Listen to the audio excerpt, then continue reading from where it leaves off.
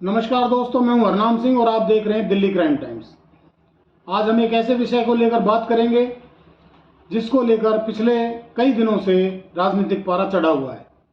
देश सोचने पर मजबूर हो गया है कि क्या सरकार का रोहिंग्याओं के प्रति हृदय परिवर्तन हो गया है। कल तक जो सरकार रोहिंग्याओं को देश की सुरक्षा के लिए खतरा मानती थी, आज वही सरकार रोहिंग्याओं को पक्के मकान देकर देश में बसाना चाहती है।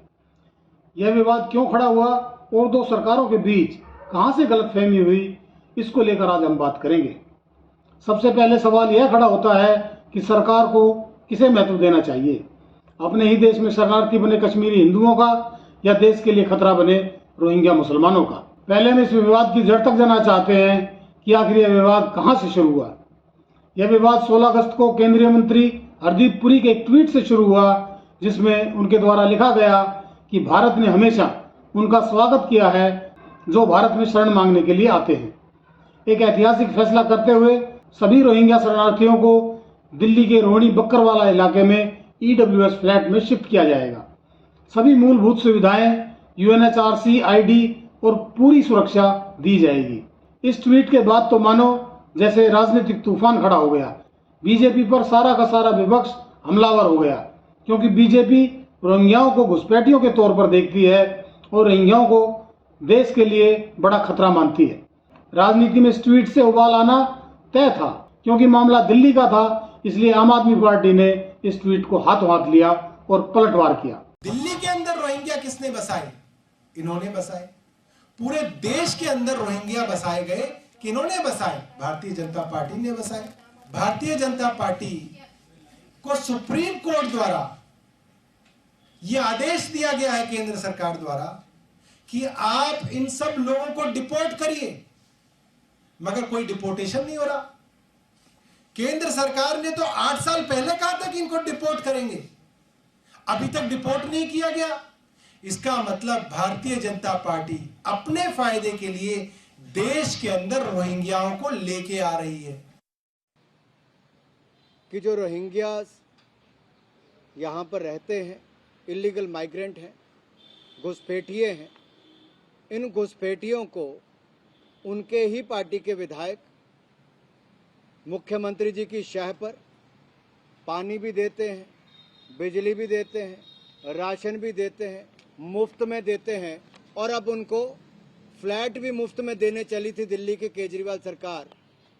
और ये इससे पता चलता है कि ये जो चिट्ठी है इसमें स्पष्ट तौर पर दिखता है कि तारीख भी ऊपर लिखी हुई है 23/6/2021, जब दिल्ली की ही सरकार के अधिकारी चिट्ठी लिखी कि ईडब्ल्यूएस फ्लैट जो है बक्करवाला में, वो सब देने का काम किसको किया जाए? बांग्लादेशी घुसपैठियों को, रोहिंग्या घुसपैठियों को देने का काम किया जाए।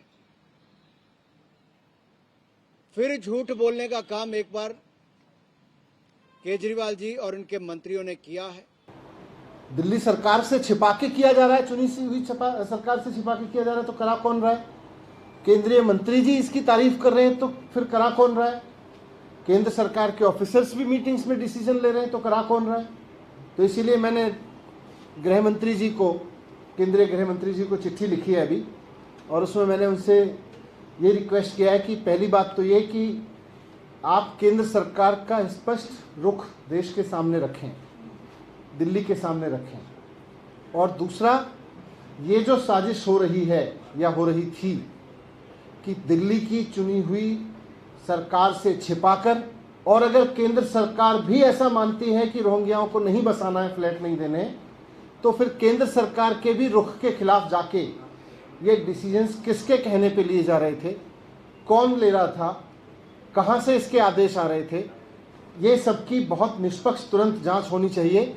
और जो भी लोग अगर केंद्र सरकार के रुख के खिलाफ जा रहे थे तो केंद्र सरकार के रुख के खिलाफ, और दिल्ली की सरकार से, चुनी हुई सरकार से छिपा के डिसीजन लेना चाह रहे थे तो उनके खिलाफ सख्त कार्रवाई होनी चाहिए। ये मैंने केंद्रीय गृह मंत्री जी को अभी चिट्ठी लिखी है।